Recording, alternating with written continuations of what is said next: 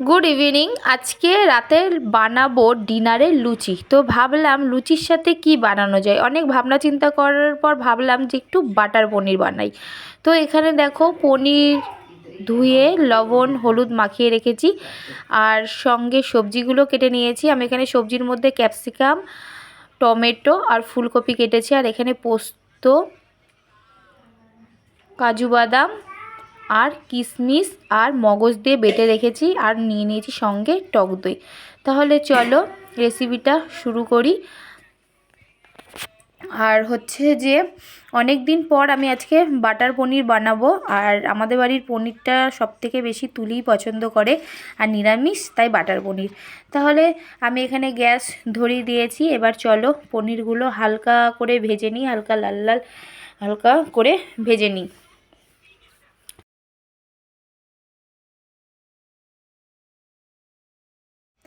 এই যে পনির দিয়ার ক্যালিটা, এই ক্যালিটা করেছে তুলি। আমাকে বললো এরকমভাবে দাও, আমি বললাম আমি পারবো না, ছিটবে তেল, তুই দে। তো যথারীতি ওরকমভাবে দিল, আর আমি দেখো আস্তে নরমভাবে আমি যেরকমভাবে ভাজাভুজি করি ওরকমভাবে দিলাম। আমার অত ক্যালির দরকার নেই, আর হাত পোড়ানোরও কোনো দরকার নেই। তো এখানে পনিরগুলো দিয়ে নিয়েছি। তাহলে চলো পনিরগুলো আমি ভালো করে ভেজে ভেজে নিই। তো এখানে আমার প্রায় সব পনিরগুলোই মোটামুটি ভাজা হয়ে গেছে, আর এই কটা পনির ছিল সেই কটা কোনো কড়াইয়ে দিয়ে নিয়েছি। তো পনিরগুলো এতটাই নরম আর সফট হয়েছে, দেখতেই ভাল লাগছে। আমি হাত দিয়ে টিপেও দেখলাম অনেকটা সফট আর নরম হয়েছে। আর তুলে এখান থেকে দুটো অলরেডি ভাজা খাওয়াও হয়ে গেছে।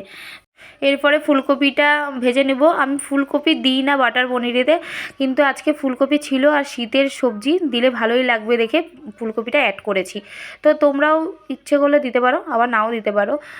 তো এখানে দেখো ভালো করে ফুলকপিগুলো ভেজে ভেজে নেব, আর ফুলকপি একটু ভাজতে টাইম লাগে। তারপরে দিয়ে নিয়েছি ক্যাপসিকামগুলো, এবার অ্যাড করে নেব টমেটোগুলো, দিয়ে ভালো করে লাল লাল করে ভাজবো। আর বাটার পনির তোমাদের কিসের কিসের সাথে খেতে ভালো লাগে অবশ্যই আমাকে কমেন্ট করে জানিও।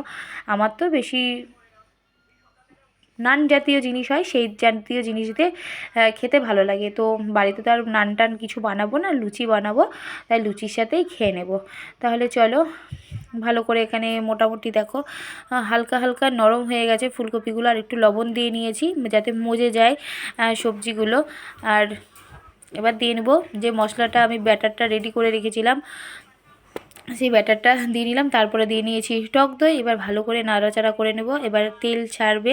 তারপরে দিয়ে নিয়েছি চিনি একটু পরিমাণ মতো, মিষ্টি মিষ্টি হওয়ার জন্য, কারণ বাটার পনিরটা একটু মিষ্টি মিষ্টি ভালো লাগে। কি সুন্দর তেল ছেড়েছে, আর কালারটা আর কি দারুণ এসেছে দেখো। তো চলো এরপরে আমি পনিরগুলো অ্যাড করে নিই।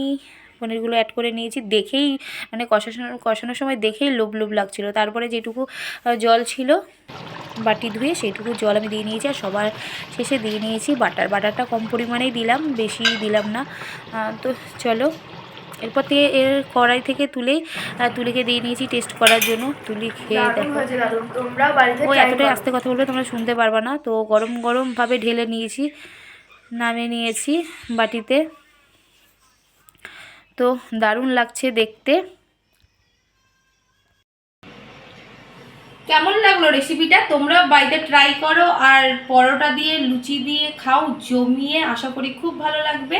তো চলো আজকের মতো ভিডিওটা এটুকুই। সবাই ভালো থেকো, সুস্থ থেকো, আবার দেখা হবে নেক্সট ভিডিওর সঙ্গে। Tata, good night.